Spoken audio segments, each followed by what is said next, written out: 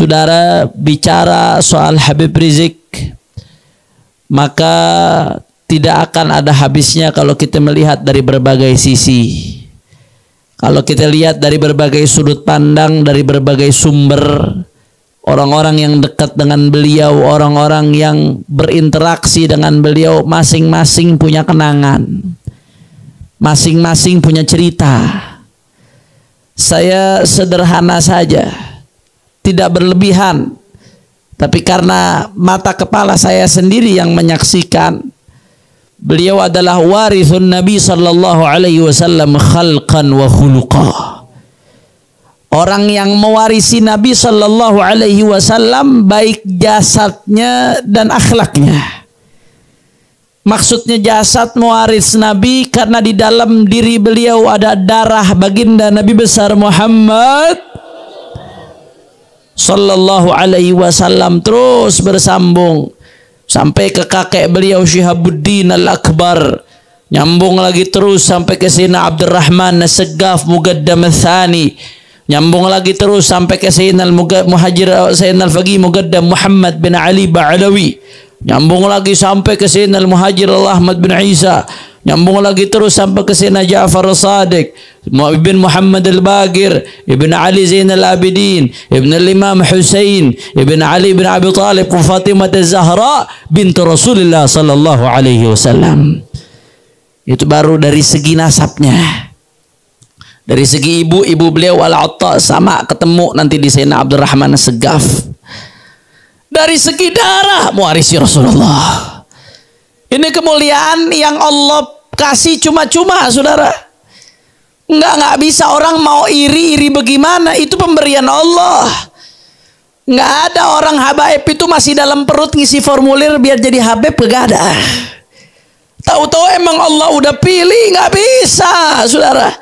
Itu kemuliaan zati, kemuliaan yang tidak berubah, yang merupakan pilihan daripada baginda Nabi besar Muhammad. Jangankan jadi anak cucu Nabi, saudara. Andai kata orang jadi pecinta keluarga Rasulullah, ada ulama mengatakan faza kalbun bihubbi ashabi kahfin fa kaifa ashqa bihubbi ali baiti Muhammad. Anjing saja karena setia nemenin ashabul kahfi Allah abadikan tuh.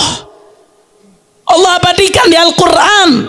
Kita baca setiap Jumat namanya. Anjing, gara-gara muliakan ashabul kahfi, orang-orang yang dimuliakan oleh Allah, Allah muliakan, namanya diabadikan. Kata ulama, fa kaifa ashqa bihubbi ali baiti Muhammad. Kalau anjing saja bisa menjadi mulia karena cinta kepada ashabul kahfi, maka bagaimana mungkin aku celaka karena mencintai anak cucu Rasulullah. Allahumma salli ala Muhammad, Allahumma salli ala Muhammad. Mudah-mudahan sebagaimana di dunia kita kumpul bersama anak cucu Rasulullah, para ulama pewaris Rasulullah, di akhirat mudah-mudahan kita dikumpulkan bersama Rasulullah. Amin ya rabbal. Itu yang pertama. Yang kedua, khalqan wa khuluqa. Beliau mewarisi Nabi khalqan, zatnya, darahnya, dan juga mewarisi Nabi khuluqan, akhlaknya, saudara. Dari berbagai sisi. Saya nggak berlebihan, bukan karena anak muji orang tua, mantu muji mertua, enggak. Saya bicara apa adanya. Karena haram hukumnya orang memuji karena untuk menjilat, hukumnya haram, saudara. Memuji orang yang nggak pantas dipuji adalah sebuah kehinaan. Tapi memuji orang yang mulia, maka kita ikut-ikutan kecepatan kemuliaannya, saudara. Dari segi ilmu dah yang pertama, Masya Allah, keilmuannya luar biasa. Cintanya sama ilmu sampai ubun-ubun. Sampai-sampai saya dapat cerita dari Umi Fadlan bin Yahya, mudah-mudahan Allah berikan panjang umur, sehat walafiat. Jangankan sehatnya, sampai kalau sakitnya beliau, kalau lagi sakit nih, nggak keluar kemana-mana, sakit, harus istirahat, itu di tempat tidur sekelilingnya kitab, saudara. Saking cintanya tuh sama ilmu. Anda boleh tanya supir beliau, Pak Haji, Haji Zarkashi, 20 tahun lebih nemenin beliau. Itu yang namanya Habib Rizik. Kalau udah masuk mobil nggak buang-buang waktu. Jalan nih ke Jawa Tengah, misalkan ke Pekalongan mau ceramah, mulai masuk mobil, duduk, buka laptop, buka kitab sampingnya, turun-turun udah sampai selesai baru ditutup itu laptop saudara. Nulis isinya ilmu. Karangannya Masya Allah tabarakallah. Beliau punya kitab dalam ilmu faraid, Nisful Ilm namanya. Karena ulama mengatakan faraid itu adalah setengah daripada ilmu, ilmu waris. Beliau juga punya karangan dalam tafsir Al-I'jaz Al-Quran, Al-I'jaz Al-Ilmi, Mu'jizat Ilmiah Al-Quran. Tebal kitabnya. Bicara tentang fakta-fakta daripada ilmiah yang diungkap dalam Al-Quran dari dulu. Menunjukkan mu'jizat Al-Quran ini betul-betul turun dari Allah Subhanahu. Itu tebal segini, saya sampai bingung kapan nulisnya, sibuknya kayak gitu saudara. Beliau punya buku juga, tapi belum diterbitkan bukunya. Ada satu buku beliau tentang apa namanya Syiah dan Wahabi di atas neraca Ahlus Sunnah wal Jamaah. Di situ beliau menelaah secara objektif bagaimana Ahlus Sunnah wal Jamaah berada di tengah-tengah, tidak ekstrim kiri, tidak ekstrim kanan, menguatkan daripada dalil-dalil Ahlus Sunnah wal Jamaah. Belum lagi tesis S2 beliau tentang korelasi hubungan antara Pancasila dengan syariat Islam. Karena ada orang-orang yang berusaha benturkan Pancasila dengan syariat. Kalau pro syariat berarti anti Pancasila. Kalau Pancasila berarti nggak cocok sama syariat. Itu mau ngebodohin umat saudara. Beliau tulis tesis S2 mendapatkan predikat cum laude tentang Pancasila dan kaitannya dengan syariat Islam saudara. Alhamdulillah. Makanya ditakutin. Belum lagi tesis S3-nya tentang manahijut tamyiz bainal furu'i wal usul. Tebal segini tuh beliau tulis. Metode pemilahan dan pemilihan antara furu' dan usul. Karena mohon maaf zaman sekarang banyak orang yang salah kaprah sehingga salah sikap. Salah kaprah bagaimana? Yang furu' dibilang usul, yang usul dibilang furu'. Yang mestinya beda khilaf dianggap nggak boleh ada khilaf. Yang mestinya nggak bisa khilaf dianggap boleh ada khilaf karena terbalik-balik. Contohnya orang liberal. Orang liberal urusan usul prinsip. Tapi dianggap nggak apa-apa kita beda. Ahmadiyah punya nabi baru, nggak apa-apa kita menghormati perbedaan. Ada apa kagak yang begitu tuh? Karena dia nggak bisa benar-benar bedain antara furu dan usul. Ada lagi kelompok sebaliknya. Masalah-masalah furu dianggap usul, begitu beda dikafir-kafirin. Contoh, yang suka ngebid'ah-bid'ain maulid, ada apa kagak? Yang suka ngesyirik-syirikin orang tawasul, ada apa kagak? Kenapa? Karena dia nggak bisa bedain bener yang mana furu, yang mana furu mestinya khilaf nggak masalah, nggak usah ribut. Usul sebaliknya prinsip, nggak ada sama sekali celah buat khilaf. Nah ini salah sikap, salah memahami furu usul, akhirnya salah sikap. Orang Islam yang beda furu dikafir-kafirin gara-gara furu dianggap usul. Sebaliknya orang-orang liberal yang beda usul dianggap nggak kafir, padahal udah beda usul saudara. Beliau tulis akhirnya disertasi S3 judulnya Manahijut Tamyiz Bainal Furu'i wal Usul. Tinggal ujian doang di Malaysia, cuman gara-gara beliau dicekal di Saudi. Seharusnya udah ujian dari kemarin-kemarin, tapi sampai sekarang belum ujian. Mudah-mudahan diberikan kemudahan oleh Allah Subhanahu wa taala. Amin ya rabbal. Jadi secara keilmuan luar biasa, cintanya sama ilmu ampe ubun-ubun saudara. Cinta luar biasa. Mungkin saat ini saya pribadi belum menemukan dan belum melihat perpustakaan pribadi yang lebih besar dari perpustakaan beliau. Anda boleh lihat ke Megamendung. Ada satu masjid saudara, itu dari ujung ke ujung masjid isinya kitab. Besar, banyak. Tapi ternyata itu belum semua. Itu baru kurang lebih setengah dari kitabnya Habib Rizik. Belum yang di Petamburan, belum yang di Mekah. Ini selama di Mekah nih hampir 3 tahun, baru 3 tahun lebih, hampir 4 tahun. Selama beliau di Mekah, Masya Allah itu beli kitab sampai sekarang totalnya udah 1 ruangan besar saudara. Baru belum ada 4 tahun tuh, saking cintanya sama ilmu, belajar dari ulama-ulama besar. Sebelum beliau berangkat ke Saudi Arabia, belajar dari Habib Ali bin Abdurrahman As-Saggaf. Sampai-sampai saya ingat waktu itu nemenin beliau ke Tanggul. Habib Rizik mengatakan kepada Habib Ali ini guru ana, kata beliau. Ana dulu ngaji sama beliau di Masjid An-Nur Petamburan. Akhirnya Habib Ali bin Abdurrahman As-Saggaf Sayyidil Walid ketawa. Kata Habib Ali, beliau senang murid ingat sama gurunya walaupun murid udah jadi orang besar. Kata Sayyidil Walid, man arada an yanzura ila akhlaqis salaf ma'a ustadihin falyanzur ila hadza. Barang siapa yang mau lihat akhlaknya ulama-ulama salaf dulu sama guru-gurunya, lihat akhlaknya Habib Rizik.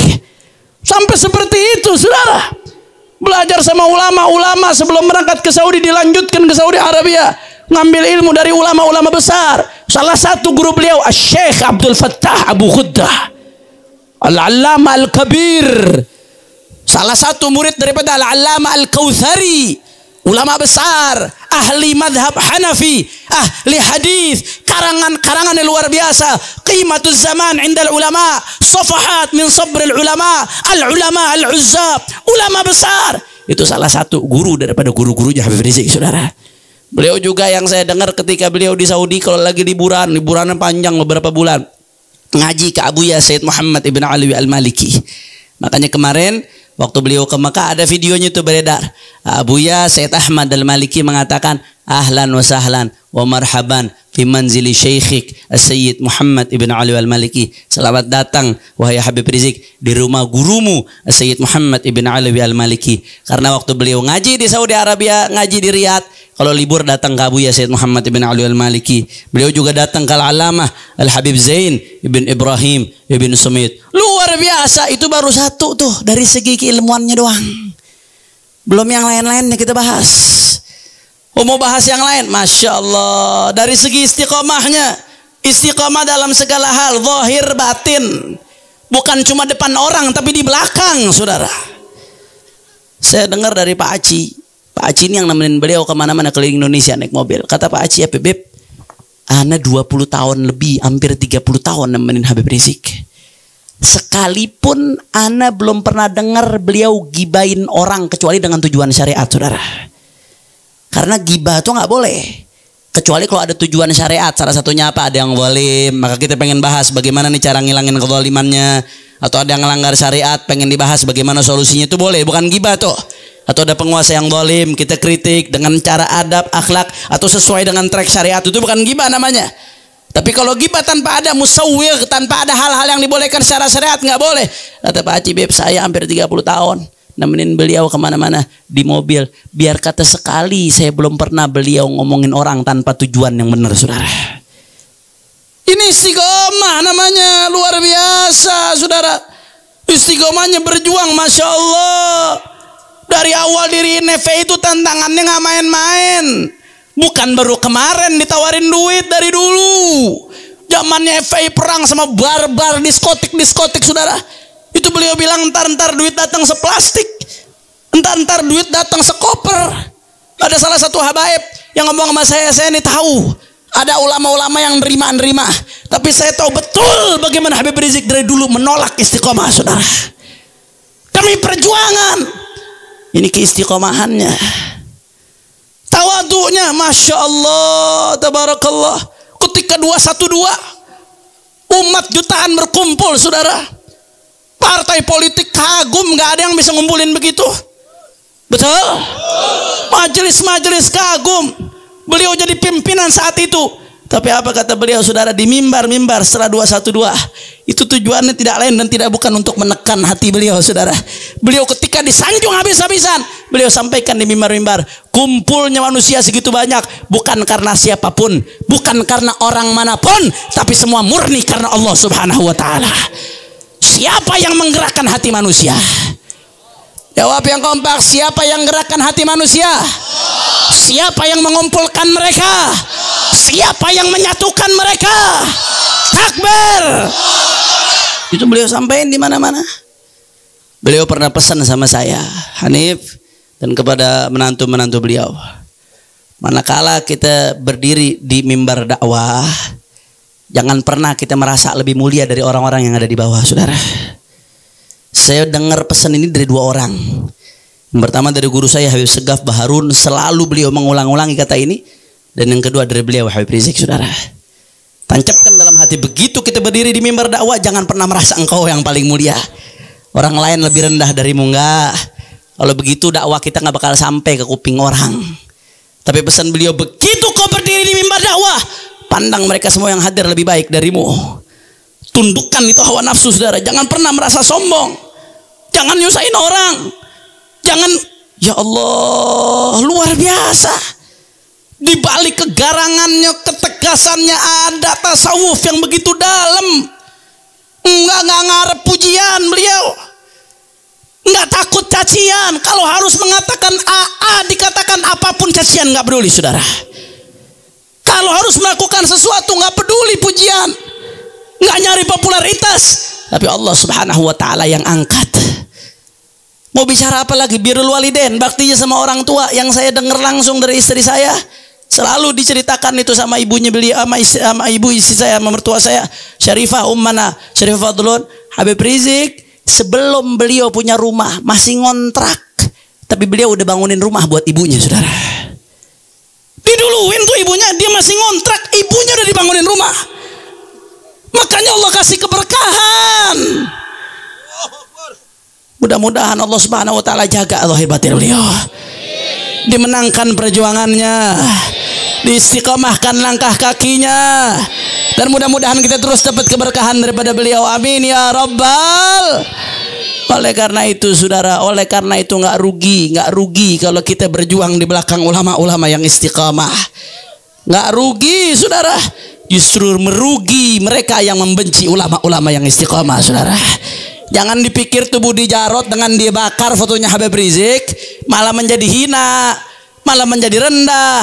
Jangan mereka pikir dengan difitnah chat malah menjadi hina, malah menjadi rendah. Saudara, demi Allah, semakin seorang ulama dihina, semakin seorang ulama direndahkan, demi Allah akan semakin diangkat oleh Allah dan diberikan kemenangan oleh Allah, saudara. Takbir, takbir, takbir.